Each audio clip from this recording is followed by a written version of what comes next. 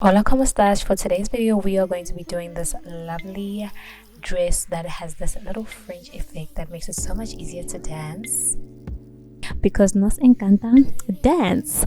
I don't know how to say dance in Spanish yet, but I will learn. Anyway, you're going to need your pattern pieces, cut of course. However, if you want your dress to fit nice and tight and snug, what you're going to do is you are going to remove the seam allowance on the side seams only.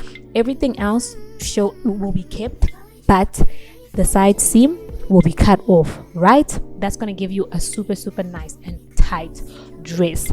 You also are going to be using 4-way stretch fabric. Of course, I am using Bonbon, which is 95% polyester and 5% elastic. This is what I use all the time when I'm making stretch pattern dresses. Anyway, let's get into the first thing. Start with the most tedious task, which is making straps. I don't know how you feel about straps, but making straps is so annoying. But anyway, you're gonna start with your straps. Make them as long as you want, as thick as you want, as thin as you want. Make sure that you have 4 straps. No, 8 straps. Sorry, guys. 8 straps. You want to make sure you have 8 straps. Then you are obviously going to turn your straps inside out. I would recommend that you purchase a loop turner. It makes everything go so much quicker and so much easier. I know that there's a trick that you can do with a bobby pin. I tried that trick a long time ago and I found that, you know what, it takes a very long time. So I will say this loop turner is definitely a good investment, and try by all means to get a long loop turner. If you can, get the longest loop turner that you can get. Don't get a little short loop turner because it's not going to help that much unless you're making like very short straps all the time. It's better to just have a longer one. Anyway, that's enough chat about loop turners.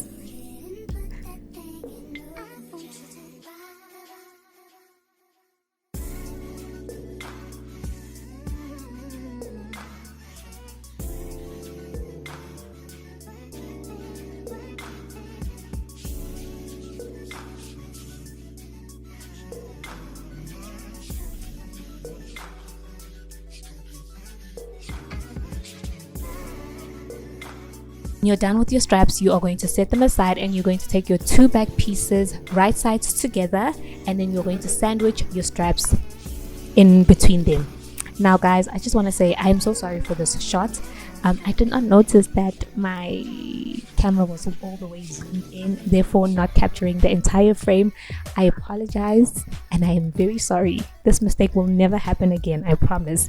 Anyway, you're going to pin the straps in between the 2 pieces.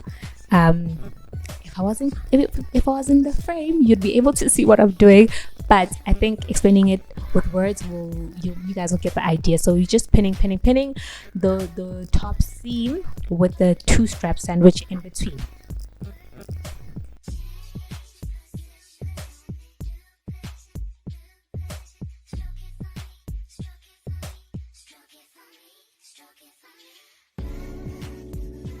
When we are done, we are just going to move on to the bottom seam, and then we're going to do the exact same thing. Pin. Then what you want to do is you're going to stitch that top seam and the bottom seam. I like to first use a basting stitch because the way it can get so intense when you get to the serger. I recommend starting with the basting stitch like I did here. Basting stitch and then set everything aside. Then later on we're just going to serge everything all at once. Now I want to move on to my other pieces. What am I doing to the other pieces? Take your straps, take the 2 pieces, the 2 bra pieces, and then right sides together like we did for the back. Then what you want to do is go in, place your strap, sew, place your other strap, sew.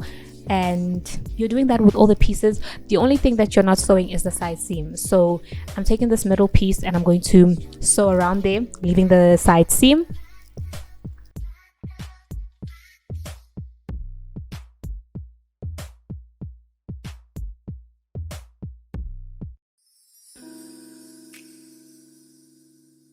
Now for the skirt piece, what am I going to do is I am going to put it right sides together again, and I'm just going to sew the top and bottom, leaving the side open. So we're following the same process for all the pieces. We're just putting the pieces right sides together, then we're doing a basting stitch on all the other seams except the side seams. Now I've gone ahead and serged everything after doing my basting stitch, and this is what I have. I have one back piece with the two pieces put together. However, the side seam is still open. Then what I'm going to do is pretty simple at this point. You're going to take your skirt piece, right? Then you're going to turn it inside out. So you want your skirt piece to be like on the right side of the fabric. Turn it inside out. All the seams that you just stitched need to be hidden. Then what you're going to do is you are going to put it inside your back piece. Remember, we haven't turned the back piece inside out. We can still see the seams. This is how you want it to be. So you are going to fit your skirt piece inside. Make sure that you line everything up as close to perfection as you can.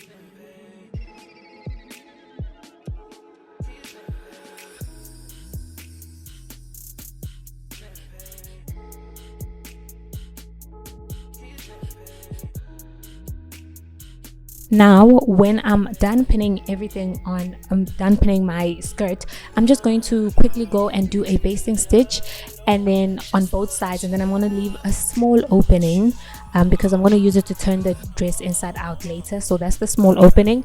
I'm just doing this basting stitch right now because I want everything to be in place. I don't want too many pins on my dress. I don't want too many pins, so I'm just going to quickly do the basting stitch.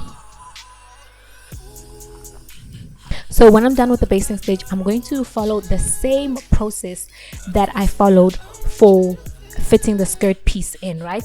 So turn the bra piece inside out, and then from there you are going to put it inside the back piece like how I've done. Put it inside, line it up, pin it, and then this is what you're doing with all your pieces. And then you're going to pin everything down, do a basting stitch. When you're done with the basting stitch, then you're going to move forward and serge it. Don't forget to leave that little pocket open because that is what we're going to use to turn the dress inside out.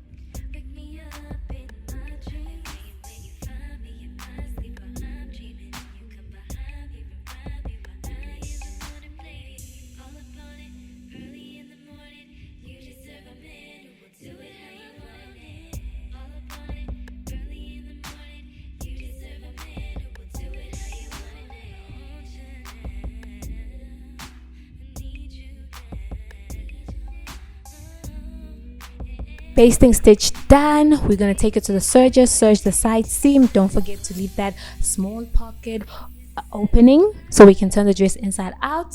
We're going to continue serging, and then we're going to serge the other side. Now we are done. Remember, if you didn't have a serger, you would have done a zigzag stitch. It's okay. So now that little opening that I had, I did go a little extra and make that opening too small, so I'm just gonna, you know, cut it open a little.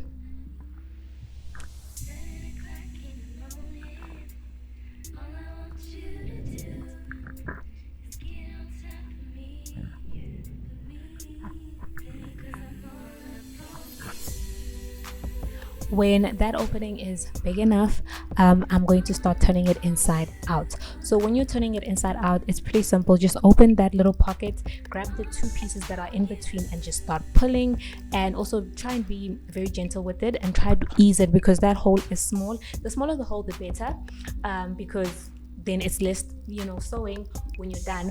But turn it inside out, and then voila, here's the dress. You have the dress. So now you're also gonna have to figure out a way on how you're going to close that hole. You can do an invisible stitch, hand stitch it, or you can take it to your sewing machine and do a little straight stitch right over there to keep it closed, and then you're done. What I like about this dress is that it's 100% reversible. So if you do like maybe stain it or whatever, because it's 100% seamless, you can always turn it inside out. So you could be wearing it like this and then get a little stain, turn it inside out, because it's 100% seamless. Anyway, I hope that you enjoyed this video, and I will see you guys in my next.